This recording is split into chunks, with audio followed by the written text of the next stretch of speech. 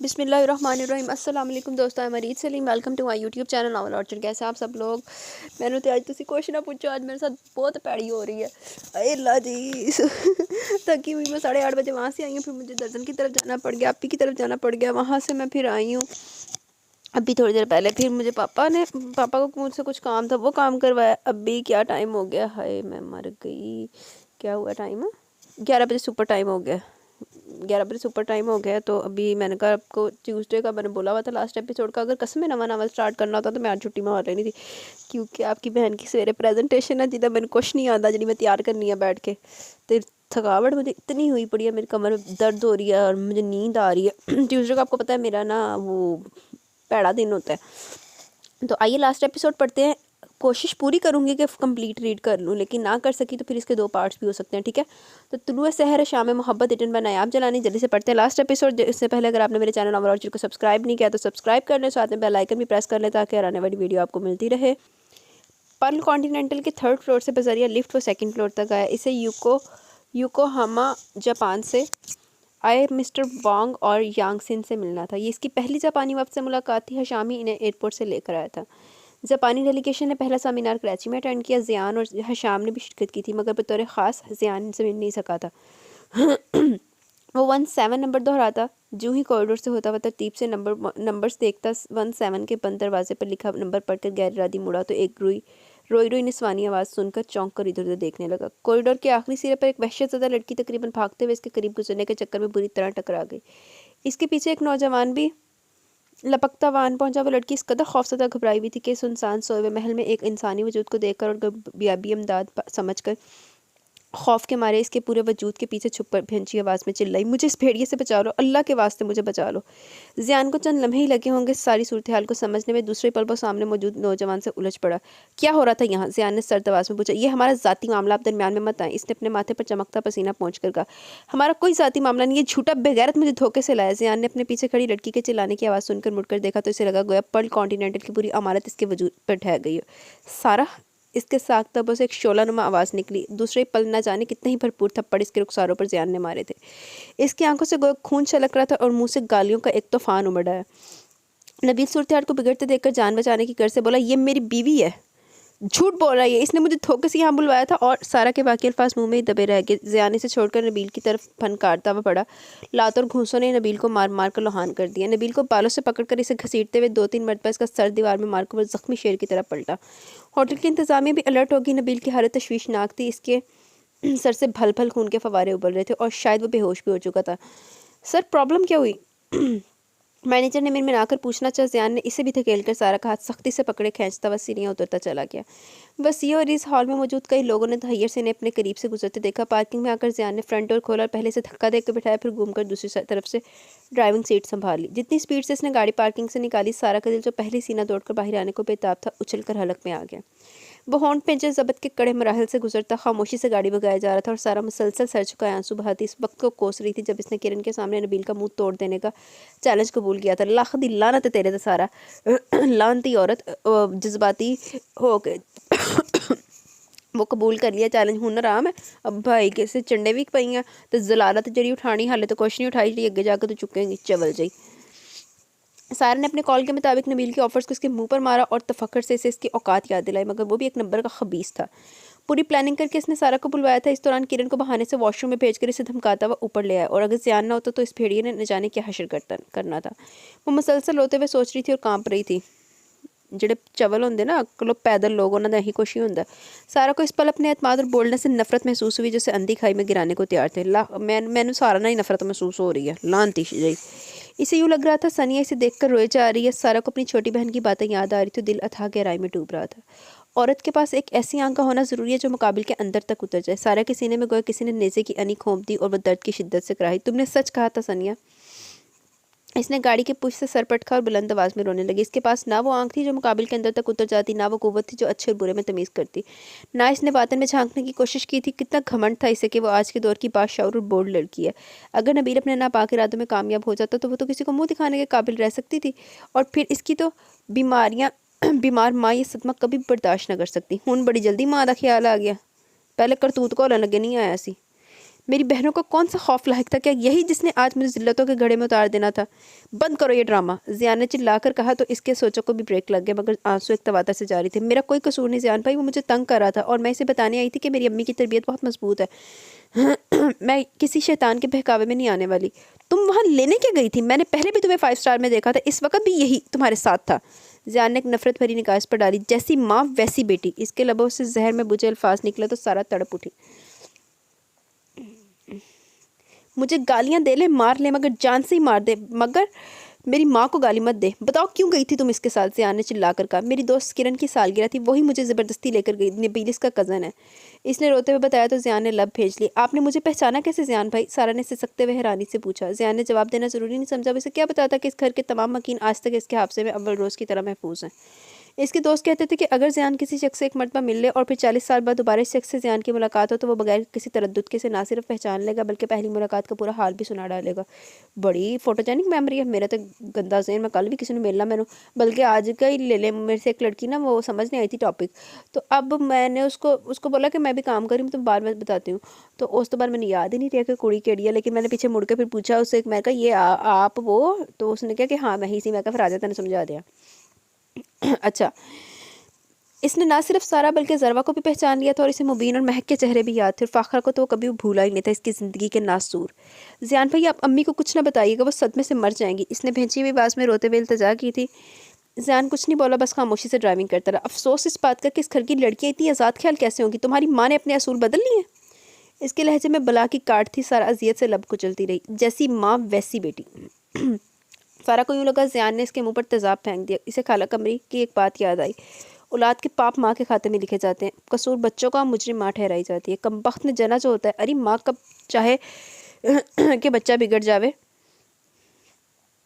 میری نیک فرشتہ صرف بھلی مانس ماں نے بے جرم کے معتوب ٹھہرائی جائے گی، اس نے بھیک بھپک پکڑ روتے ہوئے کہا۔ ماں کا اور خود اپنا زیان کی نظر سے گر جانے کا غم اسے کھائے جا رہا تھا۔ گاڑی اب اندرون شہر لاہور کی گلیز اور تاریک گلیوں میں داخل ہو رہی تھی۔ سارا نے ادھر ادھر چونک کر ادھر ادھر دیکھا اور سرت سے آنسو چادر کے پلو سے رگڑ رگڑ کر پہنچے۔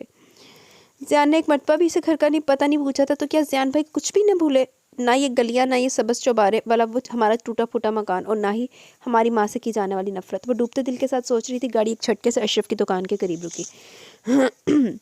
گلی میں جا بجا کوڑے کے ڈھیر، گٹر کا بدبودار گلیز پانی، ننگے کمزور میلے کے چالے بچے، کواڑوں سے جھانکتی عورتیں، بالکل عین مکان کے سامنے بے سرد و سامان کی حالت میں کھڑی اس کی ماں، روتی بلکتی سنیا اور مہک، اور پوری گلی میں نوحہ کنائن کا بدرنگ ٹوٹا پھوٹا سامان بکھرا پڑا تھا۔ اس کا نڈھال بھائی لڑکھڑاتے قدموں سے سامان کا ڈھیر لگا رہا تھا اور گالیاں بکتا چاچا رؤف۔ یار ایک میں پہلے جلدی جا دوں تو نا، تو کیا اس ذلیل نے مکان خالی کروا لیا؟ اس نے لٹکھڑا کر دیوار کا سہارا لیا۔ آؤ آؤ تم بھی دیکھ لو میری منگ کو آگے بہنے کا انجام۔ میں شہر سے گیا تھا، دنیا سے نہیں، تیری ماں نے 4 دنوں میں مکاری کے ساتھ اسے بیاہ دیا۔ اب دھکے کھانا گلیوں اور بازاروں میں، یہ تیرا بیمار بھائی تو کچھ کرنے جوگا نہیں، بدبخت طور تو اپنے پیروں پر خود کلہاڑی ماری۔ اتنا سستا مکان اسی لیے کرائے پر دے رکھا تھا، سسرال سمجھ کر قدر کی تھی، مگر تم لوگ عزت کے قابل ہی کہاں تھے؟ 20 سالوں سے بٹھا رکھا تھا۔ وہ کفر بکتا چیخ چلا رہا تھا اور گلی میں تماشا دیکھتی عورتوں کا بھی اضافہ ہو رہا تھا۔ ان عورتوں نے حیرانی سے چمکتی گاڑی میں سے نکلتی سارا اور اس کے ساتھ پیچھے آتے خوش پوش نوجوان مرد کو دیکھا۔ سارا کی نظریں اپنی ماں کے رنگ بدلتے زرتیاں کھلے چہرے پر تھی، جو یکٹک زیانہ بیس کو دیکھے جا رہی تھی۔ یوں لگ رہا تھا گویا نگاہوں کے راستے دل میں اتار رہی ہیں اس وجہ چہرے کو، ان حسین زہر ترار آنکھوں کو جن میں آج بھی نفرت تھی، حقارت تھی۔ آج 9 سال بعد وہ پھر انہی راستوں پر کھڑا تھا، یہ بھی وہ گلیاں تھی، ویسے ہی لوگ تھے، وہی مکان تھا۔ اسی چوبارے کی سبز کھڑکی میں جھانکتا اس کا چہرہ، جسے زیان بیس نے زندگی کا حاصل سمجھا تھا، جسے زیان بیس نے بے پناہ محبت کی تھی اور پھر بے شمار نفرت بھی۔ نہ اس محبت کی کوئی حد تھی اور نہ اس نفرت کا کوئی شمار تھا۔ زیان میرا بچہ، میری جان۔ فاخر کے خشک لب پھڑ پھڑائے، وہ 2 قدم لٹکھڑاتے ہوئے آگے بڑھی، یوں کہ زیان اور ان کے درمیان چند قدم کا فاصلہ رہ گیا۔ جب 4 دیواری کمزور ہو تو چور نقب لگانے آ جاتے، مجھے تیرے مضبوط سہارے کی آج ضرورت ہے۔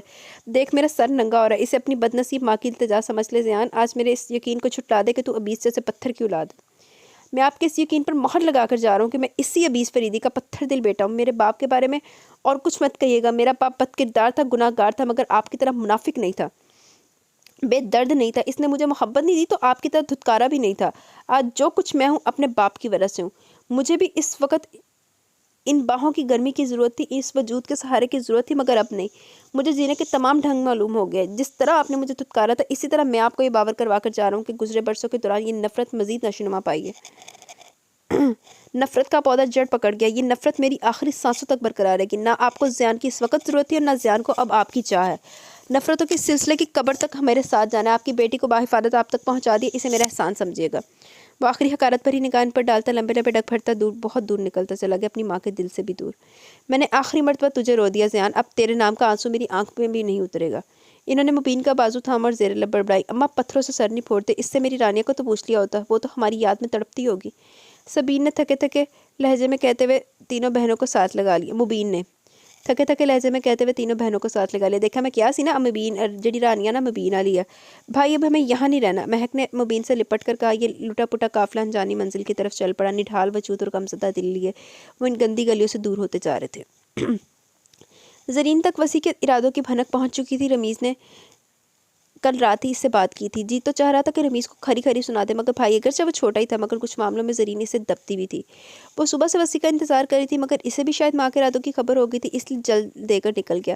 مگر اب زرین اس کا انتظار کرتے ہوئے خوب بھنا بھی رہی تھی. جو ہی وسیع کی بائک کی آواز سنی وہ پہلے ہی اٹھ کر اس کے کمرے میں پہنچ چکی تھی. وسیع گنگناتا کمرے میں داخل ہوا اور ماں کو دیکھ کر اس کے ہاتھوں کے تمام کبوتر طوطے ہوا میں پرواز کر کے. کیا ماما نے بھی امی کو بتا دیا؟ یا اللہ خیر. اس نے بے ترتیب دھڑکنوں کو ڈپٹا فلمی سٹائل میں زرین کے پاؤں چھو کر گنگنایا. میری پیاری امی جان, میرے سارے امتحان تیرے ہی دم سے آسان ہوئے. آج پھر سے لیٹ آئے. زرین نے کڑے تیوروں سے اسے گھورا اور اپنے پیروں سے اس کے ہاتھ ہٹائے. شادی کر دے, رمیز ماما کی طرح جلدی جلدی گھر آ جایا کروں گا. اس نے خوش آمدی مسکان لبوں پر سجا کر کہا, آنکھوں میں شرارت ناچ رہی تھی. بہت اتاولے ہو رہے شادی کے لیے. زرین تو آگ بگولا ہو کر آ گئی. یہ آج کل کے بچے نہ شرم ہے نہ حیا. اس نے تلخی سے سوچا اور وسیع کو گھورنے لگی جو بہت معصومیت سے کہہ رہا تھا, شادی کے لیے نہیں منگنی کے لیے اتاولا اور باولا ہو رہا ہوں. تمہارے لیے نومیہ کی بھانجی میں نے دیکھ رکھی ہے, انشاءاللہ جلد ہی منگنی کر دوں گی. زرین نے لہجہ بدل کر وسیع کو پچکارنے کے سے انداز میں کہا, نومیہ مامی کی بھانجی؟ قطعاً نہیں, کبھی بھی نہیں. اس سے شادی کرنے سے بہتر میں خودکشی کر لوں. میرے نویز ماما کی جو حالت کر رکھی ہے اس کی خالہ جان نے, ویسی درگت میری بھی بنا کر رکھ دیں گی. نویز ماما کی طرح میں بھی اپنی سد بد بھول جاؤں گا. وسیع نے کانوں کو ہاتھ لگائے. مجھ سے خود نویز نے بات کی تھی, اکلوتی ابینا اچھی خاصی پراپرٹی کی مالک. زرین نے سے لالچ دینا تھا. معذرت کے ساتھ امی, ویسی ستی سوچ, وہ بھی میرے بارے میں, اور پھر بینا بی بی اکلوتی مجھے لے ڈوبے گی, گھر داماد بنائے گی. خود نومیہ مامی بھی ایک دن کہہ رہی تھی. وسیع نے ماں کو خوف زدہ کرنا چاہا. زرین کو قطعاً اس کی بات پر یقین ہے. جھوٹ مت بولو, سچ کہہ رہا ہوں امی, انہوں نے بینا کے شوہر کو گھر داماد بنانا ہے. وہ قبانی کا بکرا میں بنوں یا کوئی اور, ان لوگوں کو یہی خطرناک ارادے ہیں. وسیع نے پرزور لہجے میں ماں کے گھٹنوں پر دباؤ ڈال کر کہا, مگر نویز نے میرے ساتھ ایسی کوئی بات نہیں کی. زرین نے حیرت سے کہتے ہوئے اس کے بالوں میں انگلیاں پھیری. میری واحد پونجی ایسے اٹھا کر دے دوں؟ امی مجھے کسی ڈیکوریشن پیس کو گھر نہیں لانا. زروا مامی جیسی لڑکی ہو تو ٹھیک ہے, ورنہ میں شادی نہیں کروں گا. اس کا فیصلہ اٹل تھا. زرین بھنا کے رہ گئی. زروا کی بہن کا بھوت جو سر پر سوار ہے. مگر وسیع تم جو مرضی کہہ لو, بینا نہ صحیح کوئی اور دیکھ لوں گی, مگر سنیا میری بہو ہرگز نہیں بنے گی. مگر کیوں, کیا وجہ ہے؟ وسیع نے غصے سے کہا. امی پلیز یوں مت کہیں, ماما کے حوالے سے وہ سب ہمارے لیے قابل احترام ہے اور یہ خالص میری خواہش ہے. اس میں سنیا کا کیا قصور؟ اس نے نرمی سے ماں کے ہاتھ تھامے اور مزید بولا, امی زرپا مامی بہت اچھی ہیں. یہ صرف میں ہی نہیں کہہ رہا, نانو بھی کہتی ہیں. ماما اور سمن بھی ان کے گرویدہ ہیں. ان کی اچھی عادتوں کی وجہ سے وہ سب کا احساس کرتی ہیں, سب کا خیال رکھتی ہیں. کم از کم وہ نومیہ اور ثنا مامی جیسی بالکل نہیں ہے, اور اندر سے تو آپ بھی ان کی اچھائیوں کو تسلیم کرتی ہیں مگر زبان سے اظہار نہیں کرتی. ہماری نانو کا انتخاب بیسٹ ہے. اب دیکھیں نا مامی, اتنے دنوں سے ہمارے ساتھ ہیں, آپ جو مرضی کہہ لیں, انہوں نے کبھی پلٹ کر آپ کو جواب نہیں دیا. ورنہ جب نویز ماما لوگ ادھر رہتے تھے تو ہر وقت ایک سرجنگ رات دن سب کو ذہنی اذیت میں مبتلا رکھتی تھی. وسیع نے چوٹ ٹھیک جگہ لگتی دیکھ کر گلا کھنکارا اور ماں کے ہاتھ دباتے ہوئے کہنے لگا, امی جان میں آپ پر کچھ باتیں واضح کر دینا چاہتا ہوں. نویز اور نوید ماما اس وقت الگ ہو گئے جب ہم دونوں بہت چھوٹے تھے, اور رمیز ماما بھی ہمارے اپنے پیروں پر نہیں کھڑے ہوئے تھے. آپ جانتی ہیں نانو کی تمام تر قربانیوں کو نویز ماما بھی تسلیم کرتے ہیں, مگر انہوں نے اپنا گھر بچانے کی خاطر نانو کو چھوڑ دیا تھا, اور یہ صرف آپ کی وجہ سے ہوا تھا. آپ اور ثنا مامی کی ہم وقت لڑائیوں کی وجہ سے ماما لوگوں نے نانو سے الگ ہونے کا فیصلہ کر لیا. اب وہ لوگ نانو کو اپنے گھر لے کر جانا چاہتے ہیں, مگر نانو نہیں مانتی, صرف اس لیے کہ آپ کا دل نہ دکھے. نانو صرف آپ کی خاطر زروا مامی جیسی لڑکی ڈھونڈ کر لائیں تاکہ ہم سب مل جل کر رہیں. امی آپ زروا مامی کی نہیں, در پردہ نانو کے انتخاب کی نفی کرتی ہیں. نانو کو بہت تکلیف ہوتی ہے جب آپ مامی سے تلخ کلامی کرتی ہیں, مگر انہوں نے کبھی آپ کو نہیں جتایا. وسیع خاموش ہوا تو زرین بے چین سی ہوگی اور حیرت سے سوچنے لگی کہ یہ وسیع کس قدر باریک بینی سے تجزیہ کرتا رہا ہے. امی ایک بار اور میں آپ کو بچانا چاہوں گا کہ آج میں جتنے بھی آپ کے سامنے دعوے کروں انہیں سچ نہ مانیے گا. اگر میری بیوی بھی آپ کی بھابھی جیسی ہوئی تو مجھے بھی گھر بچانے کی خاطر آپ کو چھوڑنا پڑے گا. اگر بینا بیگم جیسی کوئی آ گئی نا, تو جب آپ کو نانو کی طرح گٹھیا کا درد ہوا تو کسی نے تخت پر بٹھا کر خدمت نہیں کرنی, احساس نہیں کرنا, گینٹیا یہ جو بھی ہے, ना ही फिर आप बैठकर हुक्म चला पाएंगी। वसी ने बात के इख्तिताम में शरारती मुस्कुराहट डब्बों पर से जाकर कहा तो ज़रीन गहरी सोचों में डूबी बगैर कुछ कहे गुमसुम सी उठकर चली गई और वसी हुर्रे का नारा लगाकर बाथरूम में घुस गया। ज़रीन कन्विंस हो गई है। वो मामूल के मुताबिक चेकअप करवा के जो ही क्लिनिक से बाहर आई तो आसमान ने मोटी मोटी बूंदें बरसाना शुरू कर दी। घर से निकलते वक्त तो बारिश का यूं टूट टूट कर बरसने का कोई इरादा नहीं लगता था, मगर अब लम्हों में जल थल हो गई। इसने एहतियात से गाड़ी स्टार्ट की और मोबाइल पर हिना का नंबर प्रेस किया। वो लोग अभी तक अस्पताल में थे। रात को अंकल की तबीयत ख़राब हो गई थी, जिसकी वजह से हिना ने इनको एडमिट करवा दिया था। दूसरी तरफ बेल जा रही थी। हिना ने कॉल रिसीव की। अंकल की तबीयत कैसी है? अनवा ने छूटते ही पूछा तो इसकी भीगी आवाज़ सुनाई दी। अब पहले से बेहतर है। कब तक डिस्चार्ज करेंगे अंकल को? इसने फिक्रमंदी से पूछा। अभी कुछ बताया नहीं डॉक्टर्स ने। ज़ियान भाई और हशाम आए थे। हिना ने बताया तो महज इसका ध्यान बटाने की गर्ज से वो शरारतन बोली, ज़ियान तो भाई वे, हशाम को किस खुशी में भाई नहीं बनाया? हशाम को तुम भाई बना लो। हिना ने इसकी शरारत समझ कर कहा। ओहो, मैंडगी को भी जुकाम हो गया।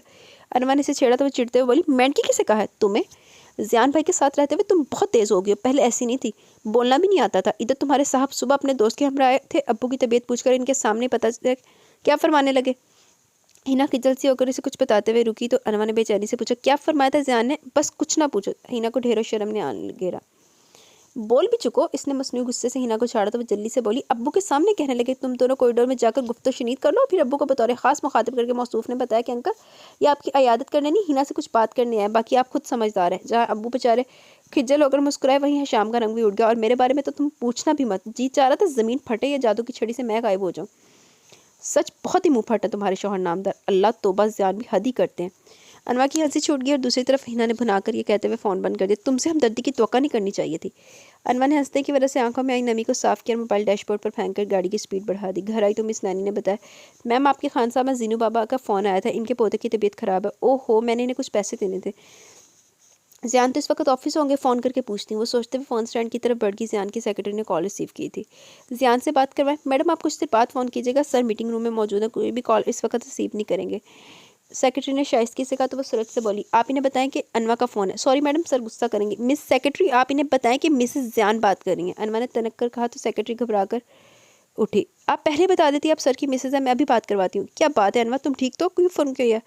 कुछ देर बाद ज़ियान की आवाज़ एयरपीस से उभरी। वो तेज़ तेज़ बोला था, मैं ठीक हूँ, तबीयत भी फर्स्ट क्लास है, अभी डॉक्टर के पास से होकर आ रही हूँ। अनवा समझ के कभी इसके फ़ोन करने की वजह से परेशान हो गई, क्योंकि आज से पहले इसने कभी ज़ियान को ऑफिस फ़ोन जो नहीं किया था। मुझे कुछ पैसों की ज़रूरत है। इसने अपने फ़ोन करने की वजह बयान की तो ज़ियान ने खफकी से कहा, मेरी जान निकाल कर रखती है। पहला ख्याल यही है कि कहीं तुम कहीं बीमार ना हो गई हो, तुम्हारी तबीयत भी तो ऐसी हो रही है आजकल। मेरा तमाम अंदरूनी निज़ाम हिला कर रखती है तुमने, अभी तक हार्ट बीट नॉर्मल नहीं हो रही। कमाल करती हो यार, पहले भी बताया था अगर पैसों की ज़रूरत हो तो बिला झिझक सेफ में से निकाल लेना। मैं क्या इतनी खास हूँ आपके लिए? इसने बड़े शौक अंदाज में पूछा। इस दिलबराना अंदाज पर बेहोश ना हो जाऊँ मैं। यूँ मत कहो, ऐसा ना हो कि मैं तमाम फाइलें भाड़ में झोंक कर भागता हुआ घर आ जाऊँ। फिर दरवाज़ा, अरे यार आगे कुछ नहीं बोलता, बस मत घूरो मुझे। है इन्हें क्या हुआ? अनवा ने हैरत से सोचा। दूसरी तरफ हंसी, ज़ियान की हंसी सुनाई दे रही थी। यकीनन इसके साथ ऑफिस में कोई और भी मौजूद था। अनवा के रुखसार तपने लगे। एक तो ज़ियान भी दाएं बाएं देखे बगैर शुरू हो जाते हैं। सॉरी अनवा, घर आकर बात होगी। ये हशाम खबीस शर्म से दूरा हो रहा है। इसकी घूरियों की मुझ में ताब नहीं है। ओके, अपना ख्याल रखना और लंच भी ठीक से कर लेना, मेरी जान पर एहसान करते हुए। अनवा फ़ोन क्रैडल पर रखकर बालों में हाथ चलाती मुस्कुराते हुए अपने बेडरूम की तरफ बढ़ गई। सेफ की चाबी दराज में से निकालकर इसने लॉक खोला। उफ, इतने नोट! अनवा ने छुरछुरी लेकर तरतीब से रखी नोटों की ऊंची ढेरी को देखकर सोचा, पिसू, फ्रांक, बोलिवानो, पौंड्स और न जाने कौन कौन से मुल्कों की करेंसी इकट्ठी कर रखी थी। एक वक्त ऐसा आया था जब मुझे पर दौलत इकट्ठी करने की धुन सवार हो गई। ये सब मेरी मेहनत और जुनून का हामिल है। इनमें ब्लैक मनी का कुछ हिस्सा नहीं। एक मरतबा ज़ियान ने अचानक इस धुन में इसे बताया था, वरना इसे तो अपने माजी के बारे में बात करना सख्त नापसंद था। अनवा ने सिर्फ 20,000 रुपये निकाल कर लॉकर बंद करना चाहा, मगर इस बड़े से सेफ में मौजूद एक और सेफ को देखकर कदर ठिठक गई। पहले ये सोचा कि ज़ियान की कुछ ज़रूरी चीज़ें करेंसी वगैरह की होगी, मगर फिर तजस्सुस के हाथों मजबूर होकर इसने हाथ में पकड़ी चाबियों के गुच्छे में से सबसे छोटी गोल्डन कलर की चाबी से लॉक खोला तो क्लिक की आवाज़ के साथ छोटा सा दरवाज़ा खुद ब खुद बाहर निकल आया। अनवा ने इश्तियाक से दराज में झांका। 3-4 फाइलें, एक मोटी सी चेन जिसके अजीब सी इंसानी शक्ल वाले लॉकेट में दुरिया लिखा था। हाले तक संभाल के रखी बेच देंदा। इसने फाइलों को उलट पलट कर देखा और फिर बेजारी से दराज में पटकने लगी तो निचली फाइल से एक तस्वीर झांकने लगी। अनवा ने खींच कर तस्वीर को निकाला और हाथ में पकड़कर बगौर देखने लगी। इसके दिल की रफ्तार मामूल से हट कर थी। एक हंसती मुस्कुराती लड़की की बहुत दिलकश तस्वीर थी। खसूसन आंखें बहुत खूबसूरत थीं और निचले होंठ के पास भूरा सा तिल बहुत जानदार लग रहा था। गोया इस दिल में उसके पूरे चेहरे की खूबसूरती थी। अनवा ने तस्वीर को हर एंगल से देखा। تصویر کی بیک سائڈ پر واضح لفظوں میں لکھا تھا دُریا مائی لو۔ انور نے کپکپاتے ہاتھوں سے دراز بند کیا اور تصویر اٹھا کر باہر چلی آئی۔ مس نینی نے حیرت سے بھاگ کر سیڑھیاں چڑھتی انوا کو دیکھا اور پھر خود بھی دھیمے قدموں سے چلتی ہوئی اس کے پیچھے آ گئی۔ رانیہ، میں تم سے کچھ پوچھنا ہی ہوں، پلیز سچ سچ بتانا، کیا زیان کی زندگی میں ہم دونوں کے علاوہ بھی کوئی عورت تھی؟ مس نینی کو زور کا چکر آیا، اس نے حیرت سے بت بنی رانیہ کی طرف دیکھا جو ساکت و سامت اس طرح کھڑی تھی گویا کبھی دوسرا سانس لے گی ہی نہیں۔ رانیہ کے چہرے کی رنگت پہلے زرد اور پھر سفید پڑ گئی۔ بہت پہلے انوا کی چھٹی حس نے جو ہنٹس اسے دیے وہ سب بے بنیاد نہیں تھے۔ زیان کی وہ باتیں جو اس نے عالم مدہوشی میں کی اس کی کڑی اسی نام سے کہیں نہ کہیں ضرور ملتی تھی، گندی عورت۔ زیان کا آتشی انداز پر وہ اسکرین پر لہرایا تو وہ خود کڑی سے کڑی ملانے لگی۔ بے حیا اور بے غیرت عورت تھی، میری روح کا ناسور، میری زندگی کا عذاب۔ انوا کی رگیں تن سے گئیں۔ دُریا مائی لو، تصویر کے پیچھے چمکتے الفاظ، دُریا تمہاری ماں جیسی، میں تمہارے باپ جیسا۔ وہ پھر سے الجھنے لگی، آخر یہ کچھ بتاتی کیوں نہیں؟ زیان اسے مار تو نہیں دے گا؟ یہ کیوں تھی خوفزدہ؟ کیا کوئی عورت اپنے شوہر کو دوسری شادی کی اجازت دے سکتی ہے؟ اور شوہر بھی ایسا جس نے کبھی اس کا نام لینا گوارا نہیں کیا، جس کی شکل تک دیکھنے کا روادار نہیں۔ رانی کے پتھر وجود میں حرکت ہوئی اور لرزتے قدموں سے چلتی ہوئی صوفے پر ٹھہر گئی، اس کی سانسیں دھنکی کی مانے چل رہی تھی۔ میں نے لگتا شاید ہون راز کھلنے لگے۔ انوا بےتابی سے اس کے قریب گھٹنوں کے بل کارپٹ پر بیٹھ کے التجائیہ بولی، رانیہ پلیز مجھ سے کچھ مت چھپانا، مجھے یقین ہے تم جانتی ہوگی یہ تصویر والی لڑکی کون ہے۔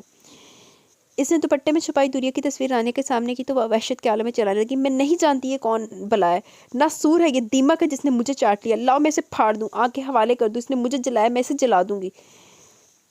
وہ بلند آواز میں دھاڑے مار مار کر رونے لگی، کیا تعلق ہے اس لڑکی کا زیان سے؟ اس نے سختی سے رانیہ کو بازو سے پکڑ کر جھنجھوڑا، مجھے نہیں پتا، رانیہ نے تنفر سے کہا، تم سب جانتی ہو بس مجھے بتانا نہیں چاہتی، یہی سمجھ لو۔ اس کا انداز مبہم تھا، دُریا کا زیان سے کیا رشتہ ہے؟ ارما نے اس کی آنکھوں میں آنکھیں ڈال کر کرختگی سے پوچھا تو وہ نظریں چرا کر چلائی، میں نہیں کچھ نہیں جانتی، 1000 مرتبہ بھی یہی کہوں گی، چاہے تم جو مرضی کر لو، کسی چھلنی سے میرا سر پھاڑ دو، کوئی کھنجر میرے سینے میں اتار دو، کسی بھالے سے دل چیر دو، کسی موچنے سے آنکھیں نوچ لو، یا کسی کدال سے زمین کھود کر مجھے زندہ اس میں دفن کر دو، میں یہی کہوں گی کہ مجھے کچھ نہیں پتا۔ زیان تمہارا شوہر اور تم اس کا ماضی نہیں جانتی، 9 سالوں سے اس کے ساتھ ہو۔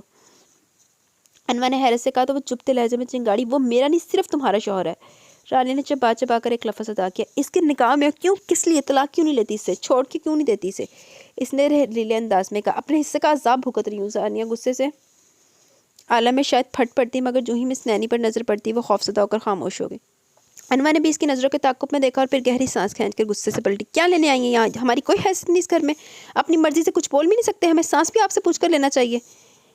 میم پلیز آپ نیچے چلیے، آپ کی طبیعت ٹھیک نہیں، بی پی لو ہو جائے گا، صاحب کو پتہ چلا۔ یار یہ جو میرے ہاتھے تھے وہ اتنا میرا دل کا تھا انگوٹھا ہی لا دیں والا لان دیجیے۔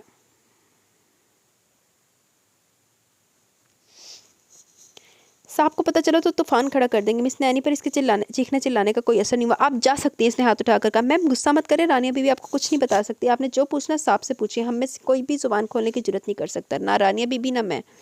مس نینی نے مانی کھیجی سے اپنی بڑی بڑی آنکھیں گھمائیں، آپ اس تصویر کو جانتی ہیں؟ نتائج کی پرواہ کیے بغیر انوا نے ہاتھ میں پکڑی تصویر مس نینی کی آنکھوں کے سامنے لہرائی تو وہ ایک پل کے لیے ششدر رہ گئی۔ یہ تصویر آپ کو کہاں سے ملی؟ میری بات کا جواب دے۔ انوا ضد ہو کر چلا اٹھی۔ مس نینی نے حیرت سے آنکھیں پھاڑی اور بغیر کچھ کہے تیزی کے ساتھ سیڑھیاں اتر گئی۔ یقیناً زیان کو باخبر کرنے لگی تھی مگر انوا تو سب کچھ جان لینے کا بھوت سوار تھا۔ مس نینی کے ٹلتے اس نے تشکر بھرا سانس خارج کیا، دُریا کو نہ صحیح ضربہ کو تو جانتی ہوگی نا؟ اس نے بہت سوچ سمجھ کر رانیہ کو گھیرا، اس کی توقع کے عین مطابق وہ چونک اٹھی۔ تم ملی ہو ان سے؟ رانیہ کے لبوں سے سرگوشی نما آواز نکلی، ہاں۔ کب، کس جگہ، کیسے جانتی تم انہیں؟ اس نے بے قراری سے کہا، جیسے تم دُریا کو جانتی اور مجھے بتانا چاہتی، بالکل اسی طرح میں ضربہ کو جانتی اور تمہیں کچھ نہیں بتاؤں گی۔ انوا جان بوجھ کر مبہم سا مسکرائی اور رانیہ بے چین ہوگی، اس کی بے چینی آنکھوں سے ہویدا تھی، کچھ ماضی کے پردوں پر لہراتی یادیں اس کی نگاہوں میں گرچہ چبھ ہونے لگی۔ مبین، اس کے لبوں سے ایک نوحہ نما آہ برآمد ہوئی اور دوسرے پل وہ دوڑتے ہوئے دروازہ لاک کر کے پھوٹ پھوٹ کر رو دی، نہ جانے کون کون سے زخموں سے ٹانکے ادھر گئے تھے۔ مبین؟ انوا زیر لب بڑبڑائی، یہ مبین کون ہے؟ اس نے جھنجھلا کر سوچا، دونوں ہاتھوں سے سر تھام کر پیٹ پر ٹھہر گئی۔ لو جی ایک اور نئی کہانی، اس نے تھک کر سوچا، میں تو پاگل ہو جاؤں گی اس الجھے ریشم کے سلجھاتے۔ انوا نے پیروں کی انگلیاں دباتے ہوئے بلند آواز میں کہا، اسی پل ماریہ دن تناتے ہوئے بغیر نوک کے اس کے بیڈ روم میں چلی آئی۔ انوا تو اس بد تہذیبی پر سلک کر رہ گئی۔ اس نے تمام مینرز بھلا کر یکدم چلا کر کہا، کسی کے بیڈ روم میں انٹر ہونے سے پہلے نوک کر لینا چاہیے۔ اس وقت تو زیان آفس میں ہوتا ہے، اسی لیے ماریہ نے مانی کھیتی سے اونچا سا کہکا لگایا تو اس نے تیکھے انداز میں طنزیہ کہا، اس لیے آپ منہ اٹھا کر بغیر نوک کے اندر گھس آئی ہیں۔ تم تو اچھا خاصا بول لیتی، اس دن پارٹی میں تو بھیگی بلی بن کر کھڑی تھی۔ ماریہ نے شرمندہ ہونا کہاں سیکھا تھا؟ मगर इस बिल्ली के तो पंजे भी तेज़ और दांत भी। वो बिला वजह ही हंस हंस कर लोटपोट हो रही थी। अनवा ने नागवारी से देखा और बोली, तुम ज़रा एहतियात से ना कहीं तुम मेरे हदफ का निशाना ना बन जाना। मैं समझी नहीं। मारिया ने आंखों में आई नमी को टिश्यू के साथ नज़ाकत से साफ किया। बिल्ली के पंजे तेज़ हों तो वो हमला भी कर सकती है, इसने मुबहम अंदाज में मुस्कुरा कर कहा।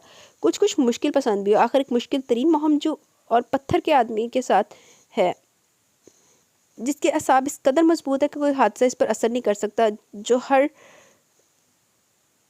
डार्केस्ट आवर्स में फौलाद की दीवार बन जाता है। वरना ज़ियान की जगह कोई और होता तो ज़रूर सुसाइड कर लेता। मारी से गायबाना सराहते हुए बोली, कौन सा बदतरीन वक्त? मेरा नहीं ख्याल कि ज़ियान की ज़िंदगी में ऐसा कोई वक्त आया होगा। इसने चौंक कर कहा, तुम कितना जानती हो इसे?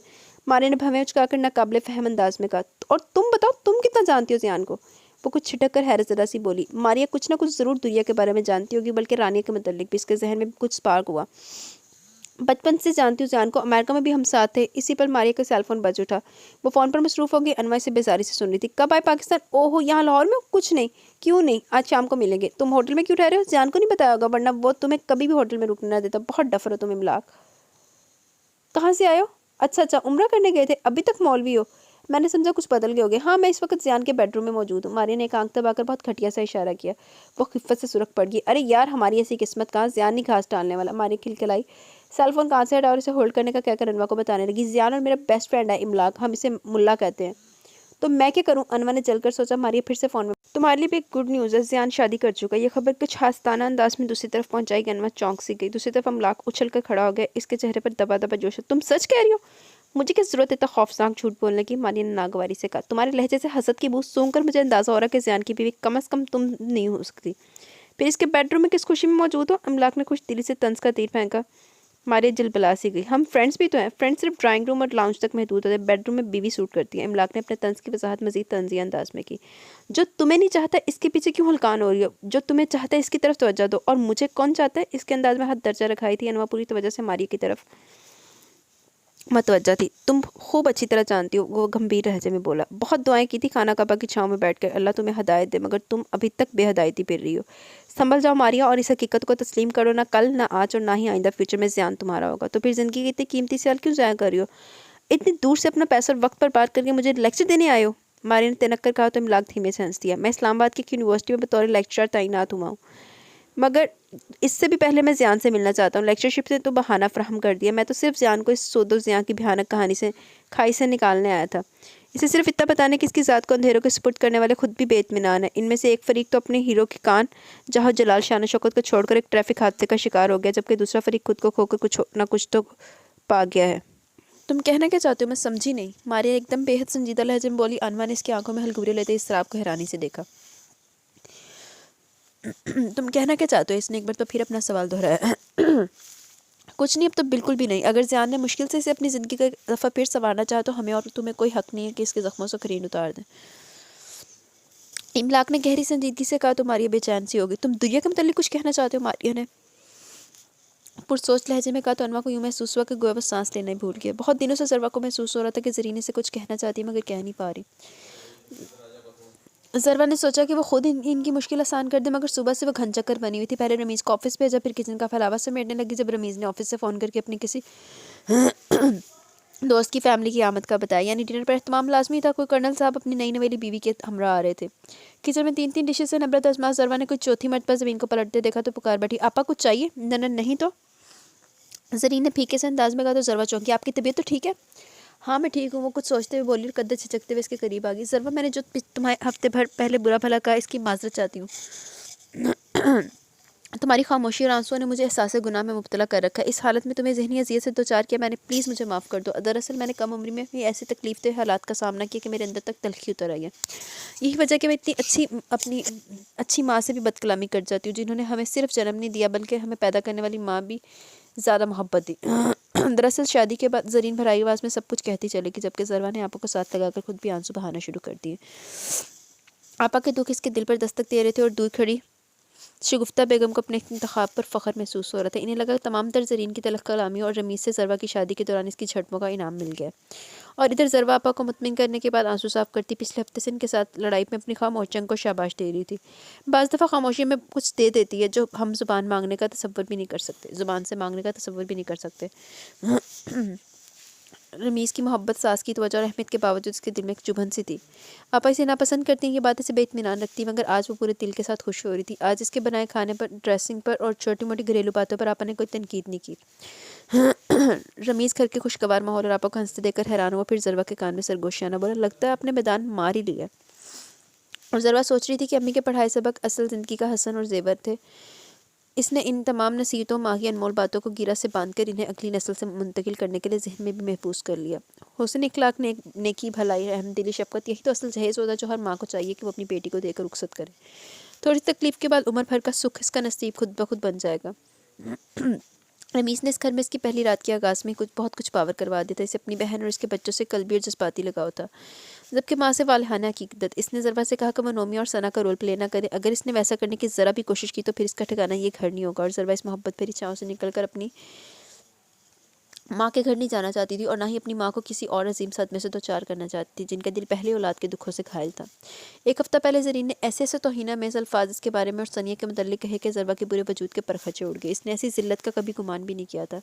अगर ज़रीन के मुकाबिल कोई और होती तो शायद रमीज़ का साथ ना पाकर कब की वो अपने आशियाने को कम अकली की बिना पर छोड़कर जा चुकी होती, मगर ज़रवा ने बहुत ज़्यादा हिम्मत, सब्र और बर्दाश्त का दर्स अपनी माँ से विरासत में लिया था। इसके साथ को जब तक आपा रगेदती रही, वो कमाल हिम्मत और ज़बत का दामन थामे खामोशी से इनकी लान तान सुनती रही, मगर जब बात किरदार और सनिया के बेदाग वजूद तक पहुंची तो इससे मज़ीद हिम्मत का मुजाहिरा नहीं करने हुआ। वो एकदम सदमे से शिद्दत से फट पड़ी। आपा, आपके इल्ज़ाम बेबुनियाद है। सनिया के इस किस्से से कतन कोई ताल्लुक नहीं। मैं अपनी बहन के मजाज से अच्छी तरह वाकिफ़ हूँ, खूब जानती हूँ। मैं आवारा लड़कियों के लक्षण, बोबो बन के लड़कों को अपनी तरफ मतवजा करने का ढोंग रचाती हैं। तुम्हें अगर खुशकिस्मती से अच्छा घर मिल गया तो ज़रूरी तुम्हारी दूसरी बहनें भी ऊंचे महलों के ख्वाब देखने लगे। पहले अपनी औकात देख लो। इस गंदे महल्ले और बोसीदा मकान में कौन शहजादा गुलफाम आएगा?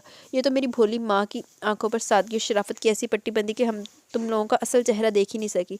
मैं जानती हूँ तुम सब कितनी शरीफ और कितने पानी में हो। ज़रीन ने तनफ़्फ़ुर से कहा, अपनी धुन की मान चलती सांसों को हमवार करने लगी। वसी के कमरे में जाने से पहले वो ज़रवा से दो दो हाथ करना चाह रही थी, जिसका मौका इसे अम्मी के कमरे में जाने के बाद फ़ौरन बाद मैसर आ गया। और अब वो ज़रवा के ज़र्द मुतग़य्यर चेहरे को बड़े तफ़ाखुर के आलम में देख रही थी। आज आप मुझ पर मेरी औकात वाज़ेह कर दीजिए। इसने इंतहाई गुस्से के आलम में भी अदब एहतराम से पहलूतही नहीं की थी। इसके लहजे में नरमी और हलावत बरकरार थी। बज़ाहिर तुम सब बहुत नेक नजर आती हो। ज़रीन ने मानी केरी से कहा तो एकदम चिलबिला उठी। आपकी मुबहम गुफ्तगू का आखिर क्या मकसद है? मकसद भी वाज़ेह कर देती हूँ। उसने जानबूझकर ज़रवा की बेबसी और हल्कुले लेते इज़्तिराब को देखकर मज़ा लिया। सनी और वसी का रिश्ता किसी सूरत नहीं हो सकता। हम लोग मज़ीद तुम्हारी माँ के फ़रेब में आने वाले नहीं। अच्छी तरह अपनी बहन को भी समझा देना। ज़रीन का अंदाज़ आग लगाने वाला था। ज़रवा को लगा वो पूरे कद से ठहर। मैं खुद भी नहीं चाहती कि मेरी मासूम बहन को नकदरे लोगों का साथ मिले। आप में वो हिस्सी नहीं पाई जाती आपा जो नेक और बद में तमीज़ कर सके। ऐसी फ़लसफ़ियाना गुफ्तगू करके तुम रमीज़ को कायल कर लो, यकीनन वो तुम्हारी लच्छेदार बातों में उलझ कर मेरे सामने खड़ा हो जाएगा। वो अभी तक इसी बात पर सुलग रही थी कि रमीज़ ने आखिर क्यों अपनी साली का नाम वसी के साथ लिया। ऐसे पुख्ता यकीन था कि ज़रवा ने रमीज़ से अपनी बहन के लिए बात करने को कहा है। लिहाजा ज़रीन के तमाम तर गुस्से का रुख खुद ब खुद ज़रवा की तरफ मुड़ चुका था, और ज़रीन के लफ्ज़ों के तीर इसके दिल में पवस्त हो रहे थे। तुम्हारी बहन सारा के भी रंग ढंग बदले बदले लग रहे हैं। ज़रा एहतियात बरतना, वरना एक मरतबा फिर बदनामी कालक चेहरों को स्याह कर देगी। ज़रीन ने फनकार कर कहा। आप कहना क्या चाहती हैं? वो ज़रवा फट पड़ी। तुम्हारी कज़न घर से भाग गई थी ना? ज़रीन ने बड़ी मासूमियत से पूछा। ज़रवा को यूँ लगा गोया इस एक पल में ही इसके कदमों के नीचे से ज़मीन सरक गई है। एक लड़की का इंतहाई कदम पूरे ख़ानदान की बुनियादें हिला कर रख देता है। शुक्र करो तुम्हारा रिश्ता अच्छी जगह हो गया, तुम एक इज़्ज़तदार ख़ानदान की बहू हो, वरना ऐसी लड़कियाँ जो अपना मफाद सोचकर घर से भागती हैं, इनके पिछलों को तमाम उम्र इनकी करने का खमियाजा भुगतना पड़ता है। आपा इसके बेदाग वजूद पर कीचड़ उछाल कर इसे दुखते पस भरे ज़ख्म पर नमक छिड़क कर चली गई, जिसने ताहियात यूं ही तकलीफ़ देते रहना था, जिस पर कोई मरहम का कोई असर नहीं होना था। ये वो घाव था जिसे किसी की मसीहाई से भरना नहीं था, ना ताज़ ज़िंदगी दर्द देना था, अज़ियत देनी थी। ये दुनिया जाने थी कौन जिसके बारे में इसके इर्द गिर्द के तमाम लोग जानते थे, और एक वही बेखबर थी। इसे अपनी बेखबरी पर रह रह करता हुआ आ रहा था। कोई भी शख्स इस रात से पर्दा उठाने को तैयार नहीं था। जनवा के नज़दीक कोई ऐसी तलख हकीकत थी जिसका जिक्र किसी के लबों से इसने अभी तक नहीं सुना था। आखिर कोई तो ऐसी बात ज़रूर थी जिसकी पर्दापोशी की जा रही थी। ज़ियान ने क्यों अपनी ज़िंदगी के इन पहलुओं को मुझसे पोशीदा रखा? क्या मुझ पर एतबार नहीं करता? इसे मुझ पर एतमाद नहीं? इसे कौन सा खौफ लाएगा? ये शायद यही कि मैं इसे छोड़ ना दूँ, या फिर वो एक मरतबा फिर तोड़ फोड़ का शिकार होने से खौफज़दा है। अगर मैं इसे अपने एतमाद में लूँ और मुझ पर भरोसा करके अपने माजी के पोशीदा राज़ों से पर्दा उठा दे तो ये बेहतर तरीका है। अगर मैं किसी और से हकीकत मालूम करूँगी तो मुझे बहुत दुख होगा। मान लो अनवा कि तुम ज़ियान की मोहब्बत में गिरफ्तार हो चुकी हो। वही ज़ियान जो तुम्हारी करप्ट माँ का इंतखाब है, वही ज़ियान जो तुमसे इश्क का दावा करता है और जो धीरे धीरे तुम्हारे दिल के तमाम दरीचे खोलकर इस पर काबिज हो चुका है। اس نے نم آنکھوں کو چپکے سے صاف کیا۔ زیان 2 دن پہلے بارڈوس فلائی کر گیا تھا، مہینے میں 2 3 مرتبہ اسے بیرون ملک جانا پڑتا تھا، مگر انما سے شادی کے بعد اس نے ملک سے باہر جانا کم کر دیا تھا۔ اب شام ہی زیادہ تر ابراڈ کے ٹورز اپنے ذمہ لے چکا تھا۔ وہ یوں ہی بے ارادہ چلتی ہوئی پہلے لاؤنج اور پھر گول زینہ گھوم کر اسٹڈی روم میں آ گئی۔ پہلے اس نے نماز ظہر ادا کی، پھر کمپیوٹر آن کر کے زیان کی میل چیک کرنے لگی۔ زیان نے تو نہیں، البتہ ممی نے سے یعنی انوا کو ای میل بھیجی تھی۔ انوا حیرت سے آنکھیں پھیلائے کمپیوٹر اسکرین کو کتنے ہی پل دیکھتی رہی، گویا یقین کرنا چاہ رہی ہوں کہ آئی ایس کی ممی کا نام ہی لکھا ہے، پر نظر کا دھوکہ۔ میری پیاری بیٹی انوا۔ اس کی نگاہیں آغاز میں الجھ گئی۔ ممی اور انوا کو اس طرح مخاطب کریں گی، ایسا دن تو قیامت تک نہیں آ سکتا تھا۔ وہ ماں کی اس قسم میں سے تھیں جنہیں اولاد کا زندگی کا سب سے بڑا جھنجھٹ معلوم ہوتی ہے۔ وہ اولاد کو اپنی خوشیوں کی راہ میں رکاوٹ سمجھتی تھی۔ اسے 23 سالوں میں ایک بھی ایسا دن لمحہ نصیب نہیں یاد نہیں آ رہا تھا جسے ممی نے اسے میری پیاری بیٹی کہہ کر مخاطب کیا۔ میں آج تمہیں بہت سی تلخ کی سچ بتاؤں گی۔ اس آگاہی کے عذاب کو تمہارے حوالے کرنا، تمہیں ذہنی اذیت سے دوچار کرنا میں نے کبھی سوچا بھی نہیں تھا، مگر اب حالات کچھ اور ہیں۔ تمہارے جیسی بیٹیوں کو ہمارے جیسے گھرانوں میں پیدا نہیں ہونا چاہیے۔ میں ایک ایسی بدبخت عورت ہوں جس کی کوکھ سے انوا نے جنم لیا۔ اللہ نے صرف تجھے شکل و صورت میری جیسی دی ہے، مگر تمہاری تمام تر عادتیں مزاج اپنے باپ جیسا ہے۔ تمہیں ایسی تو ہر بات سمجھ میں نہیں آئے گی، میں تمہیں آغاز سے بتاتی ہوں، لیکن اس سے پہلے میں تمہیں کچھ اور بتا دوں۔ میری انگلیاں اس وقت حرکت نہیں کر سکتی، اس کے لیے مجھے مس ٹینا کی ہیلپ لینا پڑ رہی ہے۔ میں اس وقت فرانس کے شہر پولیس کے ایک معمولی سی ایریا میں موجود 3 کمروں کے فلیٹ میں ایک معمولی سے ایریا میں موجود 3 کمروں کے فلیٹ میں زندگی کی آخری گنی چنی سانسیں پوری کر رہی ہوں۔ آج سے 1.5 ماہ پہلے پیرس سے واپسی پر بولس میں واقع سینٹ پیری کے گرجا گھر کے سامنے سے گزر رہی تھی جب ایک کار ایکسیڈنٹ میں دونوں ٹانگوں سے محروم ہو کر محتاجی کی زندگی بسر کرنے پر مجبور ہو گئی ہوں۔ اس کے علاوہ میں ایک ایسے مرض میں مبتلا ہو چکی ہوں جس کا ذکر تمہارے سامنے کرتے ہوئے میرا سر شرمساری سے جھکا ہوا ہے، مگر یہ تو بہت معمولی سی بات ہے، آگے انکشافات تمہیں مجھ سے نفرت کرنے پر مجبور کر دیں گے۔ کینسر کے علاوہ میرے پیٹ کے اوپر عجیب سی حیت کا پھوڑا بن گیا۔ شروع میں بد احتیاطی کی وجہ سے پھیلتا چلا گیا۔ جب ڈاکٹرز کو دکھایا تو اس وقت بہت دیر ہو چکی تھی۔ ڈاکٹرز کی تشخیص کے مطابق یہ لیپریسی کوڑ کا مرض تھا۔ تمہیں میری بیماریوں کے متعلق جان کر کراہیت محسوس ہو رہی ہے کہ میرا وجود گندگی کا ڈھیر ہے جس پر جتنا کوڑا پھینکے اتنی ہی تکلیف کم ہوگی۔ کفارہ ادا کرنے کا وقت گزر چکا ہے، اب صرف سزا پانے کے عمل سے گزر رہی ہوں۔ میں اپنی ابتدائی زندگی کے ابتدائی خوشگوار ایام کا بتا رہی تھی۔ یونیورسٹی سے فراغت کے بعد میں بوریت کا شکار تھی، چونکہ ممی پاپا تو تھے نہیں اور کوئی قریبی رشتہ بھی نہیں تھا سوائے ایک پھپھی کے۔ پاپا نے لو میرج کی تھی جس کے نتیجے میں اپنی فیملی سے کٹ چکے تھے، لیکن ان کی ڈیتھ پر میری ایک پھپھی آئی تھی۔ ان کے ساتھ ایک نوجوان لڑکا بھی تھا، بہت سی بدصورت سانولا سا رنگ، درمیانہ سا قد، اڑے سے حواس والا وہ لڑکا جس پر دوسری نگاہ ڈالنے کو بھی جی نہیں مانتا۔ یہ ہاشم فریدی تھا، میری پھپھی شاہ قدوس کا دوسرا بیٹا، تمہارا حقیقی باپ، بہت ہی کم گو قدر دبو، صوم و صلات کا پابند۔ اس وقت ہاشم 2 مرتبہ حج کر چکا تھا اور دونوں مرتبہ اپنی ماں کو لے کر خانہ کعبہ کی زیارت کرنے گیا تھا۔ پھپھی اماں مجھے اپنے ساتھ لے کر جانا چاہتی تھی، مگر میں نے ان کے ساتھ جانے سے انکار کر دیا۔ وہ تو شکل و صورت سے ملانی لگ رہی تھی، میرا اور ان کا ساتھ ناممکن ہی تھا۔ یہ انہی دنوں کی بات ہے جب میرا پھپھی اماں کے بڑے بیٹے سے تعارف ہوا۔ وہ اپنی ماں کے کہنے پر میرا حال پوچھنے کی غرض سے آیا تھا۔ پھپھی اماں نے میرے لیے بہت سے تحائف بھیجے تھے۔ وہ ابیس فریدی تھا جسے دیکھ کر میں پہلی نظر میں دل ہار بیٹھی۔ وہ بہت حسین تھا، بہت ہی خوش مزاج۔ ہاشم اور ابیس میں مشرق اور مغرب جتنا فرق تھا۔ پھپھی اماں ایک بہت بڑے جاگیردار کی بیوی تھی۔ اسلام آباد سے کچھ ہی آگے ان کا خوبصورت گاؤں تھا جس سے انہیں عشق کی حد تک لگاؤ تھا۔ ہاشم اور اس کی ماں کی عادتیں اس قدر ملتی تھی جبکہ ابیس ان سے بہت مختلف تھا۔ دونوں ہی اعلیٰ تعلیم یافتہ تھے۔ ابیس شہر میں اپنے بزنس کو پھیلانے میں مصروف تھا، جبکہ ہاشم کو اپنی آبائی زمینوں سے دلچسپی تھی۔ اس نے زراعت کے حوالے سے تعلیم حاصل کی تھی۔ عجیب بات یہ تھی کہ پھپھی اماں کو ابیس سے زیادہ ہاشم سے محبت تھی۔ ابیس ان کے نزدیک بگڑا ہوا نوجوان تھا۔ ابیس کی اور میری بے تکلفی ہمیں ایک دوسرے کے بہت قریب لے گئی۔ وہ کوئی غیر نہیں، میری پھپھی کا بیٹا تھا۔ میں نے اسے شادی کا فیصلہ کر لیا۔ ابیس بھی دل و جان سے رضامند تھا، مگر ایک عجیب مسئلہ یہ تھا کہ ابیس اس شادی کو گھر والوں سے خفیہ رکھنا چاہتا تھا۔ کیوں، کس لیے، کیا وجہ تھی، یہ میں نے جاننے کی کوشش ہی نہیں کی، مگر میں اپنے ارمان دل میں دبائے رکھنے والی نہیں تھی۔ میں نے شادی کی شاپنگ کے ساتھ ساتھ دور دور تک اپنے دوستوں اور ممی کے رشتہ داروں کو انوائٹ کیا تھا۔ ابیس نے مجھے ایک بھاری بھرکم چیک پکڑا دیا اور میں دل کھول کر شاپنگ کر رہی تھی۔ ممی کے بعد بہت سے کرائسس کی وجہ سے میرے اندر دبی خواہشات کو روزن مل گیا تھا۔ میں بہت خوش تھی۔ میری زندگی کی سب سے بڑی خوشی صرف چند قدم کے فاصلے پر تھی، اور دوسرا ابیس کی مالی پوزیشن دیکھ کر بھی مطمئن تھی، یعنی میں نے گھاٹے کا سودا نہیں کیا۔ ایک بڑے ہال میں ہماری شادی کی ارینجمنٹ تھی، لوگوں سے کھچا کھچ بھرے ہال میں چھنسی کہکو اور میوزک کے شور میں کچھ ناگوار آوازیں بھی ابھری تھی۔ کچھ ہی دیر میں یہ شور میرے کانوں تک آن پہنچا۔ میں ڈریسنگ روم میں موجود تھی اور آوازوں کو پہچاننے کی کوشش کر رہی تھی جب ایک دم دھاڑ سے دروازہ کھلا۔ پھپھی اماں کو دیکھ کر میرے حواس معطل ہو گئے۔ ان کے پیچھے ایک بہت ہی حسین مگر سادہ سی اداس آنکھوں والی لڑکی میری طرف دیکھ رہی تھی۔ اس کی انگلی تھامے ایک بچہ بھی تھا، اور کچھ ہی دیر بعد منظر بدل گیا۔ میری سوچنے سمجھنے کی صلاحیتیں میں فلوج ہو گئی۔ پھپھی اماں اس لڑکی سے میرا تعارف کروا رہی تھی، اور میرے سر پر آسمان آن گرا۔ یہ فاخرہ ہے، ابیس کی بیوی، اور یہ میرا پوتا زیان۔ انہوں نے شعلہ بار نظروں سے میری طرف دیکھ کر کہا۔ مجھے یوں محسوس ہو رہا تھا گویا کسی نے میرے حلق پر چھری رکھ کر بے دردی سے چلا دی ہے۔ میری چاہتوں کا تاج محل زمین بوس ہو چکا تھا۔ ہمارے خاندان والے تھو تھو کر رہے تھے۔ کالک ملدی اپنے عزت دار باپ کے منہ پر گالی بنا دی اپنی عبادت گزار ماں کو۔ اپنے ساتھ ساتھ تجھے بھی خوار کر کے رکھ دیا اس بغیرت نے، مگر میں تجھے بھری محفل میں رسوا نہیں ہونے دوں گی میری بچی۔ اس کمینے نے تجھے دھوکے میں رکھا ہوگا، یقیناً پتہ نہیں اور کون سے پاپ دیکھنے ہیں میں نے اس کے۔ اللہ اٹھا کیوں نہیں لیتا مجھے؟ وہ پھپک پھپک کر روتے ہوئے میری پیشانی چوم کر بولی۔ میں اس وقت اس ذہنی توڑ پھوڑ کا شکار تھی۔ پھپھی اماں جو کچھ کہہ رہی تھی مجھے کچھ سنائی نہیں دے رہا تھا۔ ابھی اس نہ جانے کہاں چلا گیا۔ پھپھی اماں روتی دھوتی باہر نکل گئی۔ کچھ ہی دیر بعد منظر پھر سے بدلا۔ 2-3 بزرگ اندر داخل ہوئے، میرے سر پر چادر ڈال دی کہ مولوی صاحب مجھ سے اجازت اور مرضی معلوم کر رہے تھے۔ پھپھی اماں مجھے خود سے چمٹائے رو رہی تھی۔ یہاں سائن کرو۔ کسی نے میرے ہاتھ میں قلم پکڑایا۔ میں نے ایجاب و قبول کا مرحلہ خود فراموشی کے عالم میں طے کیا۔ میرے ہاتھ کانپ رہے تھے، وجود لرز رہا تھا، اور میں بے ہوش ہو چکی تھی۔ جب میں نے ہوش کی دنیا میں قدم رکھا تب میری خوابوں کی دنیا اجڑ چکی تھی۔ ایک بدصورت شخص کو میری زندگی کا ساتھی بنا دیا گیا۔ یہ حقیقت تسلیم کرنا میرے بس میں نہیں تھا۔ میں نے چیخ چیخ کر ایک طوفان کھڑا کر دیا۔ میرے اندر نفرتوں کے چشمے ابل پڑے۔ مجھے ہاشم افریدی سے اتنی نفرت تھی کہ میں نے کتنی مرتبہ اسے قتل کرنے کا منصوبہ بنایا۔ میری نفرتوں کے باوجود نہ جانے وہ کس مٹی کا بنا تھا، کبھی اس کے ماتھے پر ایک ناگواری کی ایک سلوٹ بھی نمودار نہیں ہوتی۔ وہ میرا خیال رکھنے کی اپنی سی کوشش کرتا تھا، جواباً میں اسے دھتکار کر رکھ دیتی۔ مجھے ہاشم سے نفرت تھی، اپنی پھپھی سے نفرت تھی، فاخرہ سے نفرت تھی، مجھے ہر اس شخص سے نفرت تھی جو مجھے ابیس سے دور کرنے کا سبب بنا۔ میرے دل سے ابیس کا خیال مٹتا ہی نہیں تھا کہ میں کسی اور کی طرف توجہ دیتی۔ میں نے زندگی کے 7 قیمتی سال ابیس کی یاد میں جلتے گزار دیے، اور وہ ہاشم میرے پلٹ آنے کی خوش فہمی دل میں لیے نہ جانے کون سے معجزے کے انتظار میں تھا۔ ان 7 سالوں میں بہت سے واقعات رونما ہوئے۔ ابیس نے فاخرہ کو طلاق دے دی تھی۔ پھپھی اماں کی زندگی میں وہ ایسا قدم اٹھانے کا تصور بھی نہیں کر سکتا تھا، کیونکہ فاخرہ ان کی بہت ہی پسندیدہ اور نیک سیرت بہو تھی۔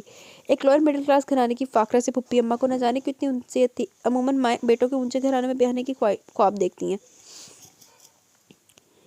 مگر میری پھپھی اماں اپنے حسین و جمیل بیٹے کے لیے گلی کا گند اٹھا لائی تھی۔ میرے نزدیک دولت کا پیمانہ بھاری تھا، اور شرافت تو نیکی کی کوئی حیثیت ہی نہ تھی۔ اس دوران ایک اور عجیب واقعہ ظہور پذیر ہوا۔ فاخرہ طلاق کے بعد اپنے بھائی کے گھر جا چکی تھی۔ ایک دن وہ نہ جانے کس سے ہمارے گھر کا ایڈریس لے کر چل گئی۔ وہ ہاشم سے ملنے کے لیے آئی تھی۔ اس کی گود میں صرف 1.5 ماہ کا بچہ تھا۔ اس نے ہاشم کو بتایا کہ عبدالباری اس کی طلاق کے 2 ماہ بعد پیدا ہوا، اور وہ یہ کہ عبدالباری کو ابیس کے حوالے نہیں کرنا چاہتی۔ فاخرہ اسلام ایک ایسی مجبور، بے بس اور حالات کی ستائی ماں لگ رہی تھی جو اپنے دل کا دوسرا ٹکڑا یوں دوسروں کے سپرد کرتے ہوئے خود پوری خالی ہو چکی تھی۔ وہ اس قدر تڑپ تڑپ کر رو رہی تھی کہ ہاشم جیسا نرم دل بندہ خود بھی اس کے ساتھ آنسو بہانے لگا۔ اسے اپنے بڑے بھائی کے انتہائی قدم نے بہت رنجیدہ کیے رکھا تھا۔ وہ کئی دن گمسم رہا، مگر اپنی ازلی بزدلی کی وجہ سے ابیس سے کچھ بھی بات پرس نہ کر سکا۔ حتیٰ کہ وہ ابیس سے اتنی سی بات بھی نہیں کہہ سکا کہ زیان کو اس کی ماں سے کبھی کبھار ملنے دے۔ فاخرہ عبدالباری کو ہاشم کے حوالے کر کے چلی گئی، جاتے ہوئے بس صرف اتنا کہا، ہاشم بھائی بہت مجبور ماں ہوں، اپنے دونوں بچوں کو خود سے دور کر دیا۔ ابیس زیان کو لے کر ملک سے باہر چلا گیا، اور عبدالباری میں آپ کی گود میں ڈال کر جا رہی ہوں۔ میرے مزدور پیشہ بھائی کے پاس میرے لیے روٹی ضرور ہے، مگر میرے بچوں کو رکھنے کے لیے وہ تیار نہیں ہے۔ ان کی اپنی اولاد صرف 2 بیٹیاں تھیں، ایک کمانے والا اور اتنے کھانے والے۔ وہ باری کو یتیم خانے بھجوانے لگے تھے، مگر میری التزام پر نرم پڑ گئے۔ میں اسے آپ کی اور اللہ کی امان میں دے کر جا رہی ہوں۔ اس کی شخصیت اپنی جیسی بنائیے گا، اسے ابیس فریدی نہ بننے دیجیے گا۔ جب میں زندگی کہ کسی موڑ پر اپنے بیٹے کو دیکھوں تو میرا سر فخر سے بلند ہو جائے۔ زیان اور باری کی جدائی کی کسک تاحیات نسور بن کر چاٹتی ہے، مگر اب ان حالات میں مجھے دوسرا کوئی راستہ دکھائی نہیں دے رہا۔ میرے بچوں کو اپنا بچہ سمجھ کر سینے سے لگا لیجیے گا، یہ آپ کے سگے بھائی کی اولاد بھی ہے۔ فاخرہ چلی گئی تھی شکستہ قدموں سے۔ یہی شکست تو میں دیکھنا چاہتی تھی۔ میرا دل چاہ رہا تھا میں جھوموں، ناچوں، خوب اونچے اونچے کہکے لگاؤں، مگر فاخرہ کے چند الفاظ میری تمام ہوشی کو ملیامٹ کر گئے۔ اب اس ملک سے باہر چلا گیا زیان کو لے کر۔ یہ حقیقت مجھ سے ہضم نہیں ہو رہی تھی۔ پھر جب یقین ہو گیا کہ واقعی وہ ملک سے باہر چلا گیا تو مجھ پر ایک جنونی کیفیت طاری ہو گئی۔ انہی دنوں میں نے اسموکنگ کرنا شروع کر دی۔ مجھے اس دنیا سے نفرت ہو چلی تھی۔ مزید کچھ سال چپکے سے گھس کر کے میں نے دل کو خوش کرنے کے لیے بہت سے بہلاووں میں خود کو بھی بہلا ہی لیا۔ میں نے کبھی بھی ابیس کو برا بھلا نہیں کہا۔ اس نے میرے ساتھ فریب کیا تھا، مگر میں نے اس کے تمام گناہ خود بخود معاف کر دیے۔ وہ میرا محبوب تھا، میں نے اس کو بے تحاشا چاہا۔ اگر ابیس نہ ہوتا تو میں ہاشم کی طرف متوجہ ہو جاتی، مگر وہی بدصورتی کی پھانس۔ انہی دنوں ابیس کے واپس آنے کی خبر میرے لیے خوشیوں کا پیامبر بن کر آئی، مگر اس دفعہ بھی میں تہی دامہ رہی۔ وہ کسی اور کی زلفوں کا اسیر ہو چکا تھا۔ میں ایک دفعہ پھر تہی دامہ رہ گئی۔ آج سوچتی تو خود سے نفرت محسوس ہوتی۔ اس وقت کی احمقانہ جذباتی محبت ہے، مگر مجھے بھی پھر بھی ہدایت نہیں آئی، کیونکہ میں ہدایت پانا نہیں چاہتی تھی۔ میرے ممی پاپا نے مجھے بہت ناز و نم سے پالا تھا، میری ہر خواہش بن کہے پوری کی۔ پاپا اعلیٰ عہدے پر فائز تھے، ہم ساری زندگی سرکاری بنگلوں میں رہے۔ پاپا نے اپنا گھر بنایا ہی نہیں تھا۔ عیش و عشرت میں بچپن اور جوانی گزری، تبھی دکھ اور صدمہ چھو کر نہیں گزرا۔ اب جو یہ دل لگانے کی سزا نہ چاہتے ہوئے بھی روگ بنی چاٹ رہی تھی۔ میرے لیے ابھی اس کا رویہ بہت تکلیف دہ تھا، اس نے مجھے دیکھنا بھی گوارا نہیں کیا، اکثر پارٹیز میں یوں اجنبی بن کر گزر جاتا گویا جانتا ہی نہ ہو۔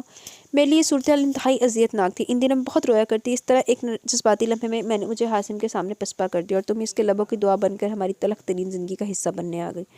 میں آج تمہارے سامنے ہر اعتراف کر لینا چاہتی ہوں، مجھے تمہاری آمد کی ذرا بھر خوشی نہیں تھی اور ہاشم کو خوش دیکھ کر میرے اندر آگ بھڑک اٹھتی تھی۔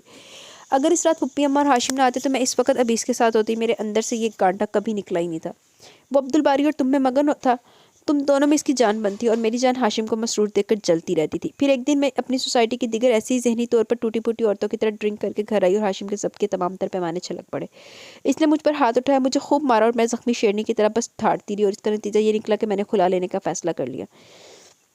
ابھی ہماری علیحدگی نہیں ہوئی تھی، اس سے کچھ دن پہلے کی بات تھی جب ملک قاسم کی پارٹی کے کئی پیک پینے کے بعد میں بالکل نیم بے ہوش ہو گئی اور تمام رات ادھر ہی پڑی رہی اور اپنی نسوانیت کے مندار اپنی انا کے بت کو پاش پاش کیا۔ جب میں نے قدم قدم رکھا تو ہاشم میری حالت دیکھ کر حد درجہ متحوش ہو گیا۔ اس وقت نہ جانے میری ذہنی روح کیوں اس قدر بہہ گئی کہ میں نے تمام تر اطراف بے خوفی سے کر لیے۔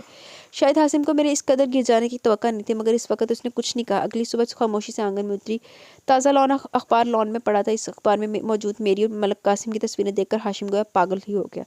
مجھے آج بھی اس کی وحشت سے پھٹی پھٹی آنکھیں یاد آتی تو میرا خود کو ختم کر لینا کو جی چاہتا ہے، مگر اپنے ہاتھوں سے خود کو مارنا بہت مشکل کام ہے، میری جیسی عورتیں ایسے کام نہیں کر سکتی، مگر ہاشم نے یہ کام کر دکھا۔ اس نے خودکشی کر لی، اگر پر وقت اسے ٹریٹمنٹ نہ ملتا تو اس کی زندگی بچنا مشکل ہی ناممکن بھی تھا۔ ہوش میں آنے کے بعد پہلا کام اس نے مجھے طلاق دینے کا کیا۔ میری دلی خواہش پوری ہو چکی تھی، میرے دل اور ذہن سے ایک بھاری بوجھ ہٹ گیا۔ تم سوچ رہی ہوگی کہ ہاشم سے اتنی نفرت کے باوجود میں نے اتنے سال اس کے ساتھ کیوں گزارے؟ اس میں بھی میرا ذاتی مفاد شامل تھا۔ جب اتنے خسارے نقصان اپنے حصے میں لے لیے تھے تو آخری فائدہ میں کیوں کر چھوڑ دی؟ نکاح کے وقت پھپھی اماں نے جو کچھ میرے تحفظ کے لیے مجھے تحریری طور پر لکھ کر دیا، اس میں یہ بات واضح لکھ دی کہ اگر میں خود سے طلاق لیتی یعنی کورٹ کے ذریعے، تو پھر مجھے فیکٹری اور کوٹھی دور بینک بیلنس میں بھی کچھ نہیں ملتا۔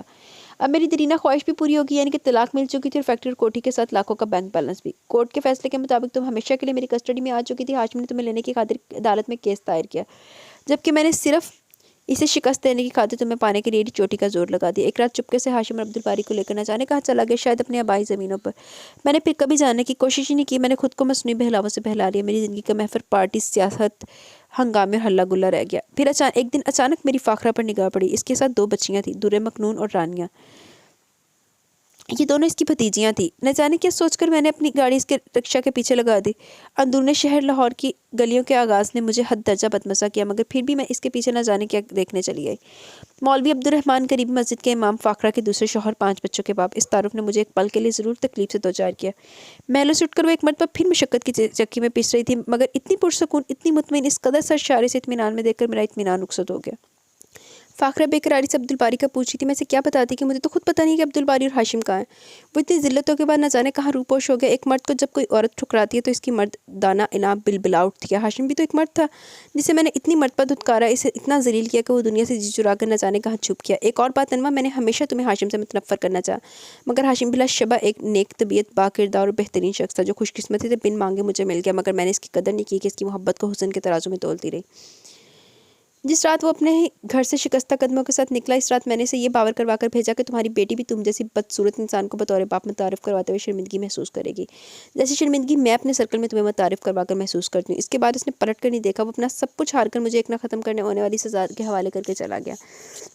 اس کے جانے کے بعد قدرت نے اس کی محبت میرے دل میں ڈال کر مجھے محبت کی ناقدری کی ایسی سزا دی کہ میں تمام عمر ایک پچھتاوے کی آگ میں جلتی رہوں۔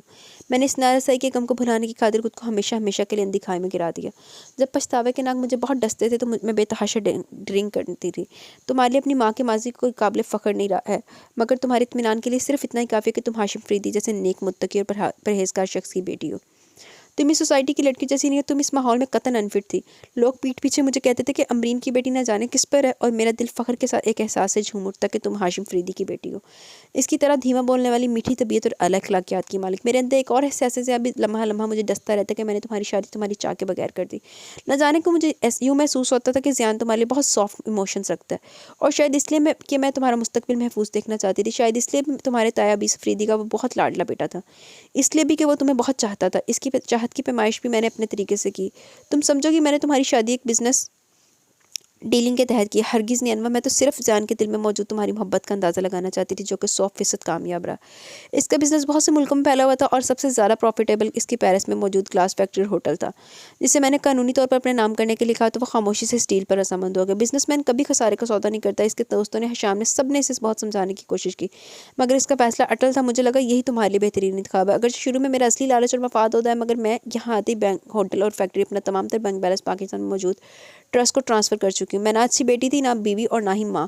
مجھے لگتا ہے کہ شاید اللہ بھی مجھے معاف نہیں کرے گا، مگر اس کی رحمت سے مایوسی گناہ ہے، اور میں نا امید ہو کر مزید گناہ گار نہیں ہونا چاہتی. مجھے پتہ چلا کہ تم کریشن کے مراحل سے گزری ہو. تمہاری ماں کے لیے خبر اس جلتی بجھتی زندگی میں ایک پل کو ٹمٹمانے والے دیے کی مانند ہے.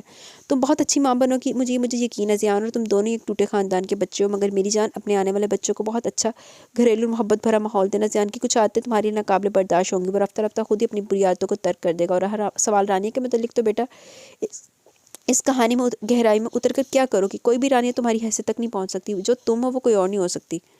زیان نے بھی بہت کچھ کھونے کے بعد تمہیں اور حقیقی خوشیوں کو پایا. تم اس کے ساتھ کبھی بھی الجھنا مت. ایک دن وہ تمہیں تمام تر سچائی بتا دے گا. اور ہاں، اس نے رانیہ کے بارے میں بھی حتمی فیصلہ کر لیا. تم حیران ہوگی میں اتنی باخبر کیسے ہوں. تو میری جان، یہ جو زیان ہے نا، بہت مشکل آدمی ہے. اسے سمجھنا تقریباً ناممکن ہے. مجھ سے بیزاری اور کچھ نفرت کے باوجود وہ مجھے صرف انواع کی مات سمجھ کر روز فون کرتا ہے. روزانہ میرے چیک اپ کے لیے ایک ڈاکٹر آتا ہے. مجھ ٹینا کو تنخواہ بھی زیان دیتا ہے.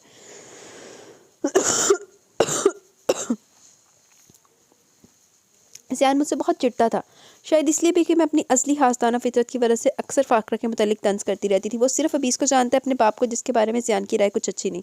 وہ فاقرہ کو نہیں جانتا کہ اس کی ماں کا کتنا بڑا ظرف ہے. اس نے پہاڑ جتنا صدمہ کیسے اپنے دل پر جھیل لیا. ایک ماں کے لیے اولاد سے جدائی کا فیصلہ موت کے برابر ہے. وہ عورت اپنی ہر آزمائش میں کامیاب رہی. ایک بد کردار شوہر سے ہر طرح کا ظلم ستم سہ کر وہ صرف اپنے بچوں کے لیے نبھا کرنا چاہتی تھی. مگر اس کی قسمت بہت اچھی تھی جو ابھی اس نے خود ہی سے چھوڑ دیا. اسے مولوی عبدالرحمن جیسا نیک شوہر اللہ کی طرف سے تحفے میں ملا. زیان سے کہنا اپنی دکھی بے بس ماں کو اس کے ناکردہ گناہ کی اتنی بڑی سزا نہ دے. اور میری تمام گڈ وشز انواع کے لیے، جو دنیا کی سب سے اچھی بیٹی ہے. ایسی بیٹیاں آنکھوں کا نور ہوتی ہیں، فرما بردار اور اللہ کی رضا میں راضی ہونے والی، تقدیر کے فیصلوں سے ٹکرانے والی. تمام عمر میرے جیسی زندگی گزارتے ہیں. کدھر ہے یار؟ تقدیر کے فیصلوں سے ٹکرانے والے تمام عمر میرے جیسی زندگی گزارتے ہیں، اور اس زندگی سے موت اچھی ہے. اس سے پہلے کہ میری زندگی کے پچھتاوے تمہاری زندگی میں زہر گھولیں. جب میں نے اس حقیقت کو جان لیا تو خاموشی سے تم سے دور چلی آئی. اب کوئی تمہیں امرین کے حوالے سے تانا نہیں دے گا. اگر تم اپنے باپ سے ملنا چاہتے ہو تو شاہ قدوس کی حویلی چلے جانا. وہاں فاخرہ کا عبدالباری بھی ہوگا، زیان کا چھوٹا بھائی. تم اسے فاخرہ کا پیغام دینا، وہ زیان نہیں ہے. ضرور اس کی پیاس کو سیراب کرنے آئے گا. یہ تاکید میں اس لیے کر رہی ہوں کہ بہرحال کچھ نہ کچھ فاخرہ کی موجودہ زندگی میں میرا بھی قصور نکلتا ہے. میرے حسد اور بغض نے اسے ان حالوں تک پہنچا دیا. یا پھر میں ایک ماں کو تمہارے توسط سے اس کے بیٹے سے ملوا کر کم از کم ایک نیکی اپنے نامہ اعمال میں لکھوانا چاہتی ہوں. میری پیاری بیٹی، اپنی ماں کو آخری خواہش سمجھ کر اسے ضرور پورا کرنا، اور ہو سکے تو زیان کے دل پر چھائی بدگمانیوں کی دھول کو بھی صاف کرنے کی کوشش کرنا. نہ جانے کب سانسوں کا یہ سلسلہ ٹوٹ جائے. اب ویسے بھی جینے کی خواہش نہیں رہی، اس طرح جینے کی تو بالکل بھی نہیں. جب تم ہاشم سے ملنے جاؤ گی تو تمہیں کسی تعارف کی ضرورت نہیں ہوگی. وہ تمہاری صورت دیکھ کر تمہیں پہچان لے گا، یہ میرا دعویٰ ہے. میں ہاشم سے معافی مانگنے کی خود کو قابل نہیں سمجھتی، البتہ تم سے ضرور التجا کروں گی کہ اپنی بدبخت ماں کو معاف کر دینا. تمہاری بد نصیب ماں، امرین. زبر کی تمام تر تنابیں ایک ایک کر کے ہاتھ سے چھوٹ گئی. انواع اسی طرح منہ پر ہاتھ رکھے روتی ہوئی اسٹڈی روم سے باہر نکل گئی. اگلے دن وہ ہنا کو ساتھ لیے بغیر کسی کو بتائے زینو بابا کے ہمراہ ایک انجانی منزل کی طرف چل نکلی. جی تو گائز، میں نے جیسے آپ کو کہا تھا کہ اگر ٹائم کی قلت ہوئی تو یہ ہمیں پڑھنا پڑے گا ایک لاسٹ ایپیسوڈ کا پارٹ 1. تو اس کو ہم پارٹ 1 کنسیڈر کر لیتے ہیں، ٹھیک ہے. تو مجھے بھی اجازت ہے، میں نے یار پریزنٹیشن تیار کرنی ہے. کیا ٹائم ہو گیا، ہائے ہائے 12:30 ہو گیا. نیند سے ریچھ کی بری حالت ہوئی پڑی آج، ٹھیک ہے. تو مجھے اجازت ہے. میرے لیے بہت ساری دعا کیجیے گا کہ پریزنٹیشن بہت اچھی ہو جائے اور ایگزامس بھی بہت اچھے ہو جائیں. یار منڈے سے پہلے پیپر ہے اور میری ابھی تک تیاری نہیں ہے، میں نے تیاری کرنی ہے. تو آپ لوگوں نے مجھے ڈھیر ساری دعاؤں میں یاد رکھنا ہے. انشاءاللہ کل اس کی لاسٹ ایپیسوڈ کا سیکنڈ پارٹ بھی میں ضرور ایڈ کروں گی، ٹھیک ہے. اب مجھے اجازت ہے. اپنا بہت سارا خیال رکھیں، دعاؤں میں یاد رکھیں. اللہ حافظ.